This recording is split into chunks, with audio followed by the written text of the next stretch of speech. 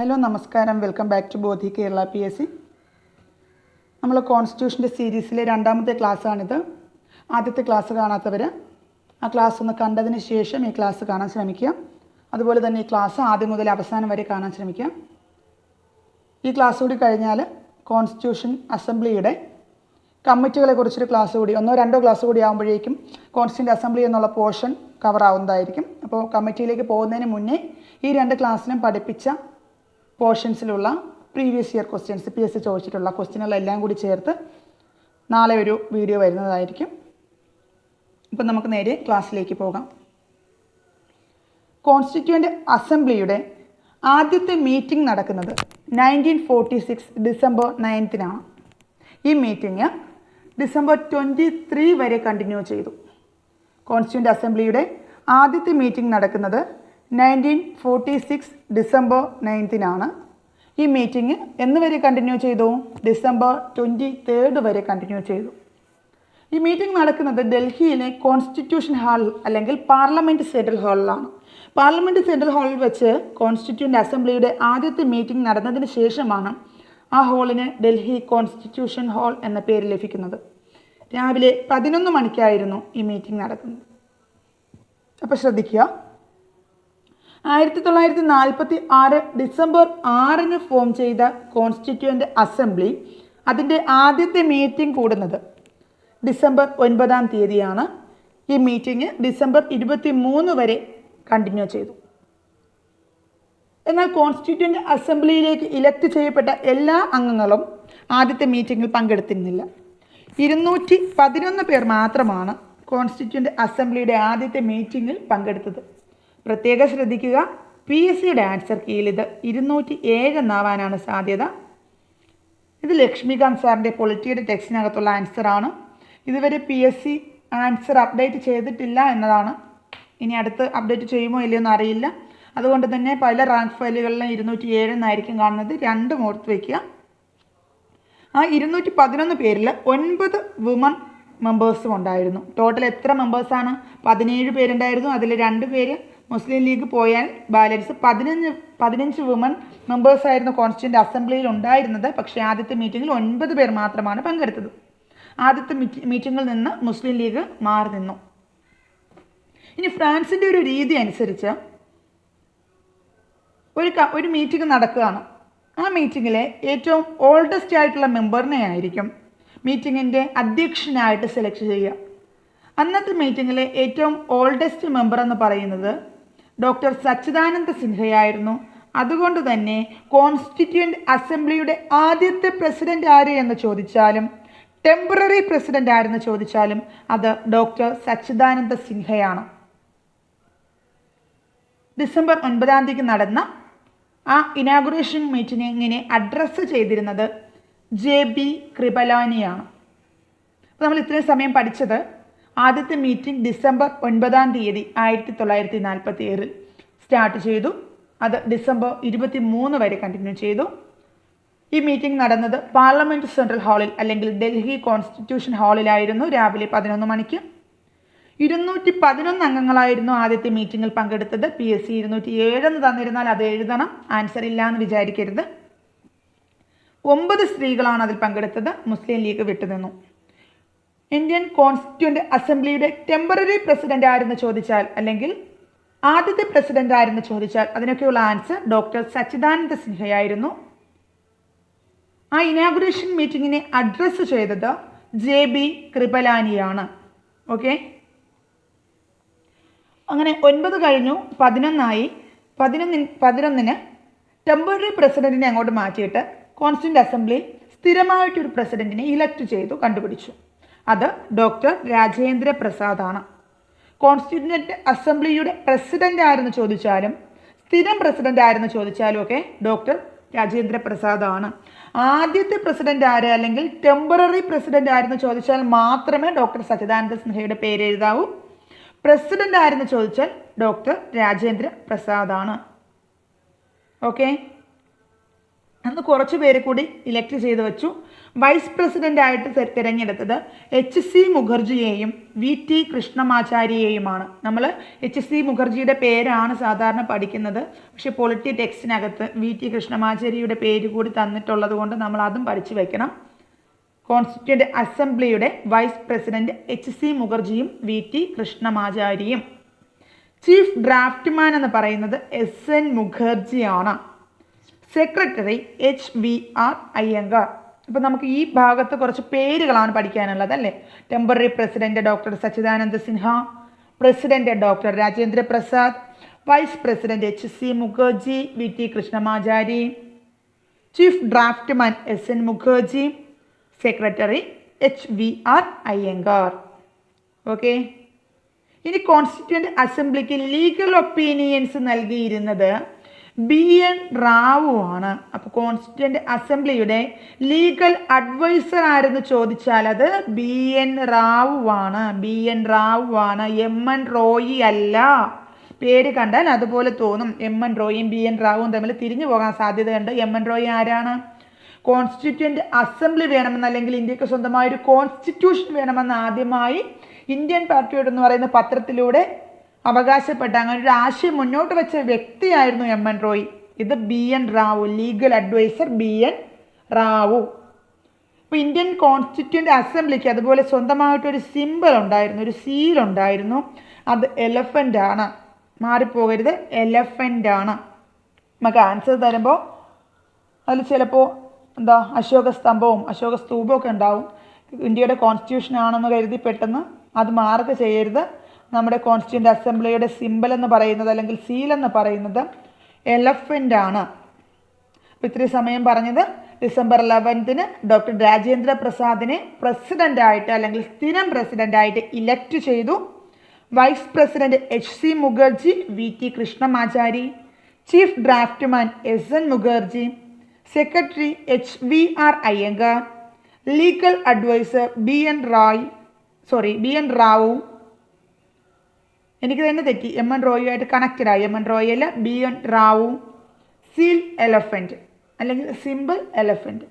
Okay, ഇനി 1946 December 13 ആയപ്പോഴേക്കും Jawaharlal Nehru objective resolution അവതരിപ്പിച്ചു. എന്താണ് ഒബ്ജക്റ്റീവ് റെസൊല്യൂഷൻ? ഇന്ത്യയുടെ കോൺസ്റ്റിറ്റ്യൂഷനുള്ളിൽ എന്തൊക്കെയാണുള്ളത്, എന്തൊക്കെയാണ് കോൺസ്റ്റിറ്റ്യൂഷൻ്റെ ഒബ്ജക്റ്റീവ് എന്നൊക്കെ പറയുന്നൊരു ബ്രീഫ് പോയിന്റിംഗ് ആണ് ഈ ഒബ്ജക്റ്റീവ് റെസൊല്യൂഷൻ എന്ന് പറയുന്നത്. ഒബ്ജക്റ്റീവ് റെസൊല്യൂഷൻ പിന്നീട് പ്രിയാമ്പിളായി മോഡിഫൈ ചെയ്യപ്പെട്ടു. കുറേ തവണ ചോദിച്ചിട്ടുള്ള ക്വസ്റ്റ്യൻ ആണ്, ഒത്തിരി തവണ റിപ്പീറ്റഡ് ആയിട്ട് ചോദിച്ചിട്ടുണ്ട്.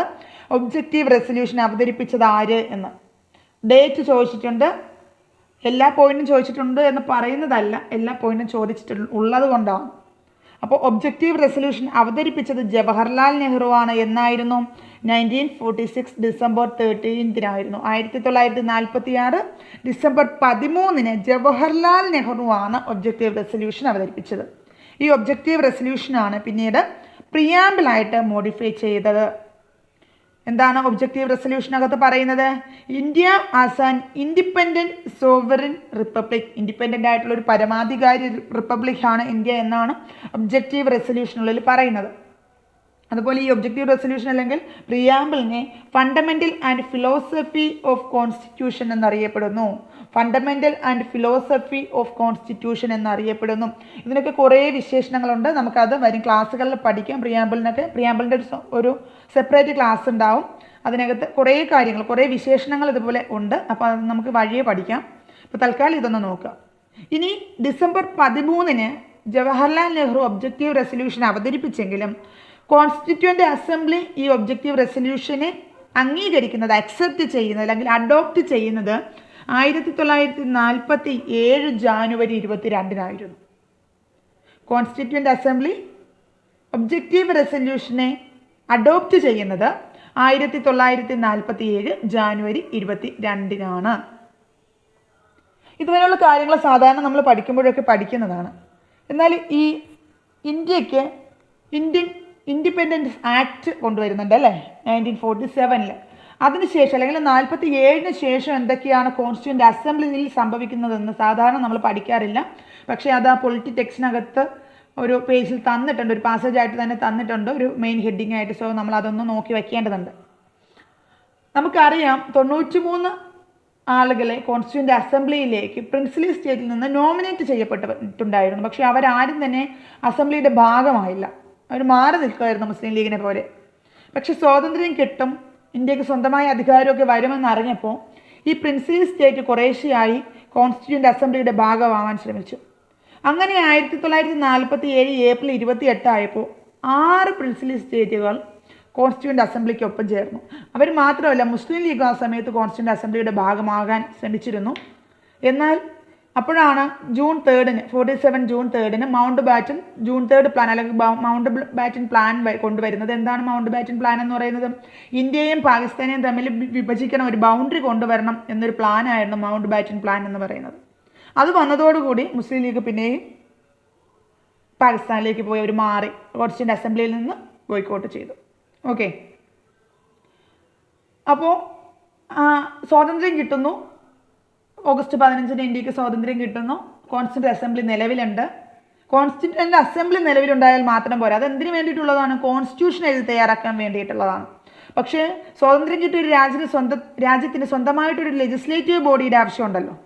അതുകൊണ്ട് ആ സമയത്ത് പ്രത്യേകിച്ച് ഒരു ഇലക്ഷൻ നടത്താതെ കോൺസ്റ്റിറ്റ്യൂൻ്റ് അസംബ്ലിക്ക് ലെജിസ്ലേറ്റീവ് ബോഡിയുടെ പവർ കൂടി നൽകി. അങ്ങനെ കോൺസ്റ്റിറ്റ്യൂൻ്റ് അസംബ്ലി ഒരു കോൺസ്റ്റിറ്റ്യൂഷണൽ ബോഡിയായിട്ടും ഒരു കോൺസ്റ്റിറ്റ്യൂൻ്റ് ബോഡിയായിട്ടും ഒരു ലെജിസ്ലേറ്റീവ് ബോഡിയായിട്ടും പ്രവർത്തിക്കാൻ തുടങ്ങി. അപ്പോൾ പൂർണ്ണമായ അധികാരം എങ്ങോട്ട് മാറി? നമ്മുടെ കോൺസ്റ്റിറ്റ്യൂൻ്റ് അസംബ്ലിയിലേക്ക് മാറി. ഓക്കെ, അപ്പോൾ ചോദിക്കാം, സ്വതന്ത്ര ഇന്ത്യയിലെ ആദ്യത്തെ പാർലമെൻറ്റ് ഏത് എന്ന് ചോദിക്കാം. അത് കോൺസ്റ്റിറ്റ്യൂൻ്റ് അസംബ്ലിയാണ്. സ്വതന്ത്ര ഇന്ത്യയിലെ, ഫ്രീ ഇന്ത്യയിലെ ഫസ്റ്റ് പാർലമെൻറ്റ് എന്ന് പറയുന്നത് കോൺസ്റ്റിറ്റ്യൂൻ്റ് അസംബ്ലിയാണ്.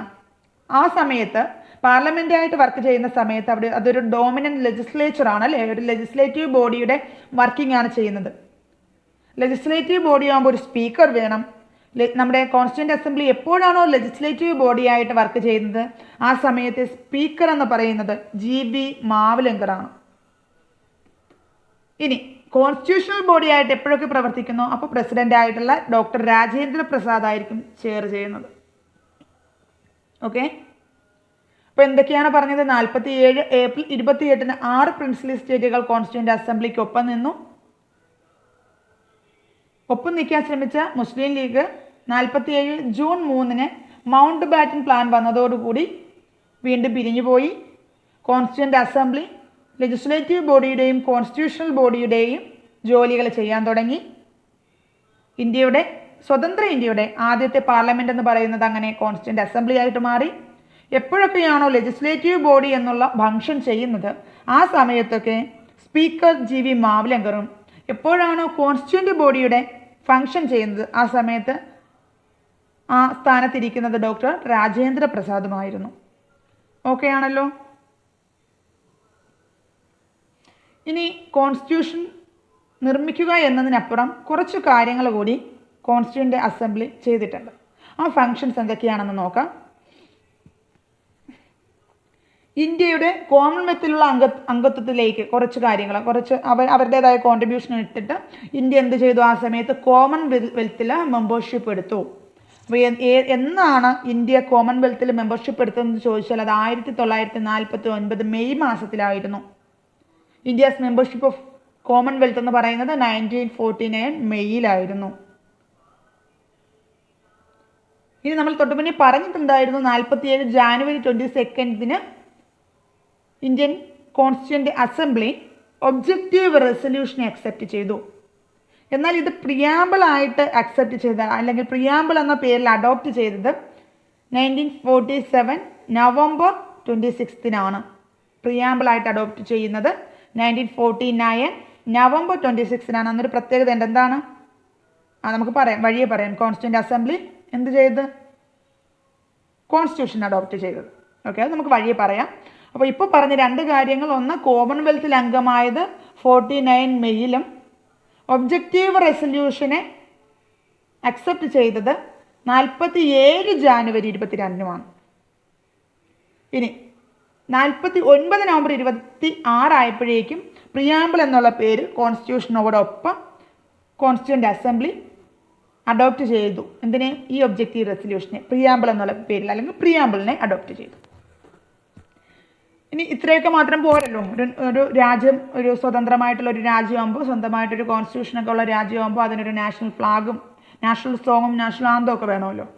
അപ്പോൾ ഇന്ത്യ സ്വാതന്ത്ര്യം കിട്ടുന്നതിന് മുന്നേ, സ്വാതന്ത്ര്യം കിട്ടുന്ന ദിവസം നമുക്ക് പതാക ഉയർത്തണം അല്ലേ, നമ്മുടെ ഫ്ലാഗ് ഉയർത്തണം.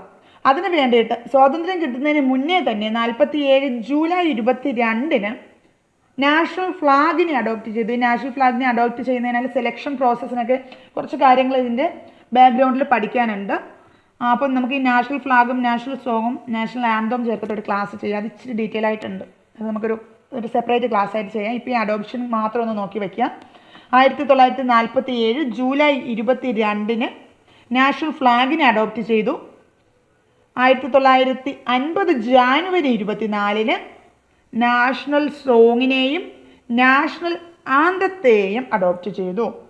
എന്നാണ് നാഷണൽ സോങ്ങിനെ അഡോപ്റ്റ് ചെയ്തതെന്ന് ചോദിച്ചാലും എന്നാണ് നാഷണൽ ആന്തത്തെ അഡോപ്റ്റ് ചെയ്തതെന്ന് ചോദിച്ചാലും അത് 1950 ജാനുവരി 24 അന്നേ ദിവസം തന്നെ നമ്മുടെ കോൺസ്റ്റിറ്റ്യൂൻ്റ് അസംബ്ലിയുടെ സ്ഥിരം പ്രസിഡൻ്റായിരുന്ന ഡോക്ടർ രാജേന്ദ്ര പ്രസാദിനെ ഇന്ത്യയുടെ ആദ്യത്തെ പ്രസിഡൻ്റായി ഇലക്ട് ചെയ്തു. ഇന്ത്യയുടെ ആദ്യത്തെ പ്രസിഡൻ്റായി ഡോക്ടർ രാജേന്ദ്ര പ്രസാദിനെ ഇലക്ട് ചെയ്തത് 1950 ജാനുവരി 24 ഓക്കെ. അപ്പോൾ എന്തൊക്കെയായിരുന്നു സ്പെഷ്യൽ ഫങ്ഷൻസ്? 1949 മെയ് മാസത്തിൽ ഇന്ത്യ കോമൺവെൽത്തിൽ അംഗമായി. 47 ജാനുവരി 22 ഒബ്ജക്റ്റീവ് റെസൊല്യൂഷനെ അക്സെപ്റ്റ് ചെയ്തു. 1947 ജൂലൈ 22 ആയപ്പോൾ നാഷണൽ ഫ്ലാഗ് അഡോപ്റ്റ് ചെയ്തു. 1949 ജാനുവരി 26 ആയപ്പോൾ എന്ത് അഡോപ്റ്റ് ചെയ്തു? പ്രിയാമ്പിളിനെ, ഒബ്ജക്റ്റീവ് റെസൊല്യൂഷനെ പ്രിയാമ്പിൾ എന്നുള്ള പേരിൽ അഡോപ്റ്റ് ചെയ്തു. അത് കഴിഞ്ഞ് ജനുവരി 24 1950 ആയപ്പോൾ നാഷണൽ സോങ്ങിനെയും നാഷണൽ ആന്തത്തെയും അഡോപ്റ്റ് ചെയ്തു. കോൺസ്റ്റിറ്റ്യൂൻ്റ് അസംബ്ലിയുടെ ആദ്യത്തെ പ്രസിഡൻ്റല്ല സ്ഥിരം പ്രസിഡൻ്റായ ഡോക്ടർ രാജേന്ദ്ര പ്രസാദിനെ ഇന്ത്യയുടെ ആദ്യത്തെ പ്രസിഡൻ്റായിട്ട് ഇലക്ട് ചെയ്തു. ഓക്കെ. ഇനി നമുക്ക് കുറച്ച് കോമൺ ആയിട്ടുള്ള കുറച്ച് കാര്യങ്ങൾ നമ്മൾ കോൺസ്റ്റിറ്റ്യൂൻ്റ് അസംബ്ലി ഇന്ത്യൻ കോൺസ്റ്റിറ്റ്യൂഷൻ എഴുതി തയ്യാറാക്കി. അങ്ങനെ എഴുതി തയ്യാറാക്കാനായി അവർ 11 സെക്ഷനുകളാണ് എടുത്തത്. ആ 11 സെക്ഷനുകളിലായിട്ട് 2 വർഷവും 11 മാസവും 18 ദിവസവുമാണ് എടുത്തത്.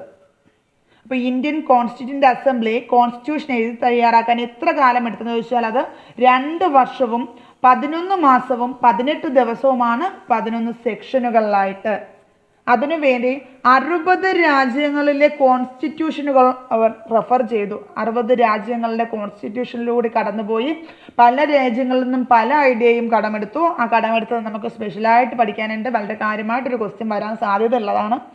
അപ്പോൾ 60 രാജ്യങ്ങളിലൂടെ കടന്നുപോയി 64 ലക്ഷം രൂപയാണ് എക്സ്പെൻഡിച്ചർ എന്ന് പറയുന്നത്. കോൺസ്റ്റിറ്റ്യൂൻ്റ് അസംബ്ലിയുടെ അവസാനത്തെ സെക്ഷൻ നടക്കുന്നത് 1950 ജാനുവരി 24 26 റിപ്പബ്ലിക് ആകുന്നു. 24 അവസാനത്തെ സെക്ഷൻ നടക്കുന്നു. അത് കഴിഞ്ഞ് 25 ഡിസ്ബാൻഡ് ചെയ്യുന്നു, പിരിച്ചുവിടുന്നു. കോൺസ്റ്റിറ്റ്യൂൻ്റ് അസംബ്ലി പിരിച്ചുവിടാം അല്ലേ? കാരണം എന്തുകൊണ്ടാണ്? കോൺസ്റ്റിറ്റ്യൂഷൻ എഴുതി തയ്യാറാക്കിയത് റിപ്പബ്ലിക് ആകാൻ പോകുന്നു.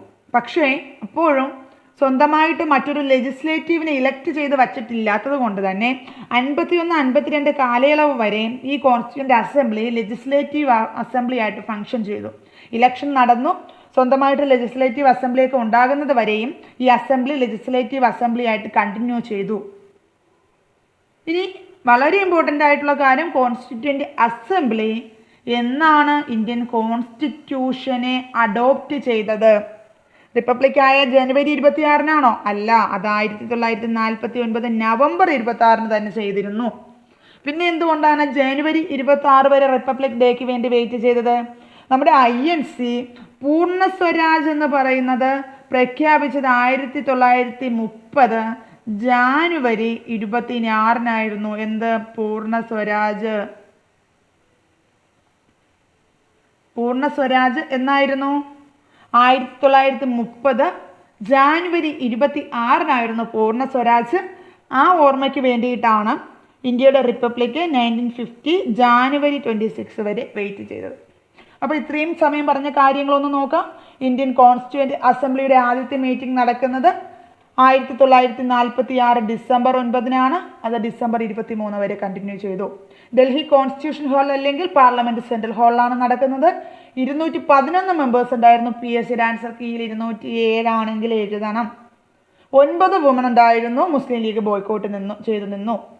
ആദ്യത്തെ അധ്യക്ഷൻ അല്ലെങ്കിൽ ടെമ്പററി അധ്യക്ഷൻ ആയിരുന്നു ചോദിച്ചാൽ അത് സച്ചിദാനന്ദ സിൻഹയായിരുന്നു. ഈ ആദ്യത്തെ ഇനാഗുറേഷൻ മീറ്റിങ്ങിനെ അഡ്രസ്സ് ചെയ്തത് JB കൃപലാനിയാണ്. 9 കഴിഞ്ഞു. 11 സ്ഥിരമായിട്ട് കോൺസ്റ്റിറ്റ്യൂവൻ്റ് അസംബ്ലിക്ക് ഒരു പ്രസിഡന്റിനെ ഇലക്ട് ചെയ്തു. അത് ഡോക്ടർ രാജേന്ദ്ര പ്രസാദാണ്. അന്ന് കുറച്ച് പേരെ കൂടി സെലക്ട് ചെയ്തിരുന്നു. വൈസ് പ്രസിഡന്റായി HC മുഖർജിയെയും VT കൃഷ്ണമാചാര്യയെയും, ചീഫ് ഡ്രാഫ്റ്റ്മാനായി SN മുഖർജിയെ, സെക്രട്ടറി ആയിട്ട് HBR അയ്യങ്കാറിനെ, ലീഗൽ അഡ്വൈസറായിട്ട് BN റാവുവിനെയും സെലക്ട് ചെയ്തു. കോൺസ്റ്റിറ്റ്യൂവൻ്റ് അസംബ്ലിയുടെ സീൽ എന്താണ്, സിമ്പൽ എന്താണെന്ന് ചോദിച്ചാൽ അത് എലഫന്റ് ആണ്. അത് കഴിഞ്ഞ് December 13 Jawaharlal Nehru objective resolution അവതരിപ്പിച്ചു. അത് പിന്നീട് പ്രിയാമ്പിളായി മോഡിഫൈ ചെയ്തു. ഇതിനെ fundamental and philosophy of constitution എന്നറിയപ്പെടുന്നു. ഇതെങ്ങനെയാണ് തുടങ്ങുന്നത്? India as an independent sovereign republic എന്നാണ്.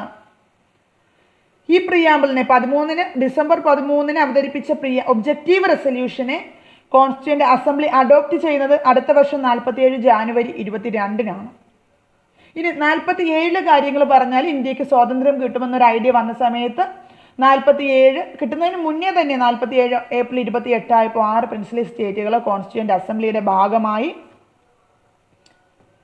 മുസ്ലിം ലീഗും ഭാഗമാവാൻ ശ്രമിച്ചുകൊണ്ടിരിക്കുന്ന സമയത്തും ഭാഗമായെന്ന് തന്നെ പറയാം. ഭാഗമായി മീറ്റിങ്ങിലൊക്കെ പങ്കെടുക്കാൻ നോക്കുമ്പോഴേക്കാണ് ജൂൺ 3 മൗണ്ട് ബാറ്റൻ പ്ലാൻ വരുന്നത്. ഇന്ത്യ വിഭജിക്കുന്നു. അത് കഴിഞ്ഞ് ഇന്ത്യക്ക് സ്വാതന്ത്ര്യം കിട്ടുന്നു. ഇന്ത്യക്ക് സ്വാതന്ത്ര്യം കിട്ടുമ്പോൾ സ്വന്തമായൊരു ലെജിസ്ലേറ്റീവ് അസംബ്ലി ഇല്ലാത്തത് കൊണ്ട് തന്നെ ഈ കോൺസ്റ്റിറ്റ്യൂവൻ്റ് അസംബ്ലി ലെജിസ്ലേറ്റീവ് ബോഡി ആയിട്ട് കൂടി പ്രവർത്തിക്കുന്നു. അപ്പോൾ ഫ്രീ ഇന്ത്യയുടെ ആദ്യത്തെ പാർലമെന്റ് ഏതെന്ന് ചോദിച്ചാൽ അതെന്താണ്? കോൺസ്റ്റിറ്റ്യൂവൻ്റ് അസംബ്ലിയാണ്. എപ്പോഴൊക്കെ ഈ കോൺസ്റ്റിറ്റ്യൂവൻ്റ് അസംബ്ലി ലെജിസ്ലേറ്റീവ് ബോഡി ആയിട്ട് വർക്ക് ചെയ്യുന്നു അപ്പോൾ സ്പീക്കർ GV മാവ്ലിങ്കർ ആണ്.